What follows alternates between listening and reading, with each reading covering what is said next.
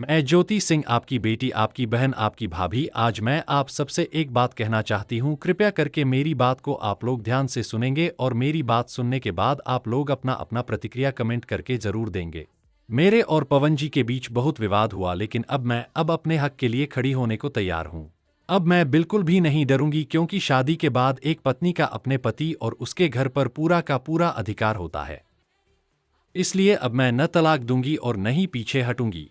मैं सीधे अपने ससुराल जाकर रहने की कोशिश करूंगी, और अगर सासू माँ मुझे बाहर निकालेगी तो मैं डटकर कहूंगी कि यह मेरा भी घर है और इस पर मेरा भी अधिकार है, और मैं ऋतिक सिंह को बीच में आने नहीं दूंगी। क्योंकि किसी भी पति पत्नी के निजी मामले में तीसरे व्यक्ति को दखल देने का कोई अधिकार नहीं है।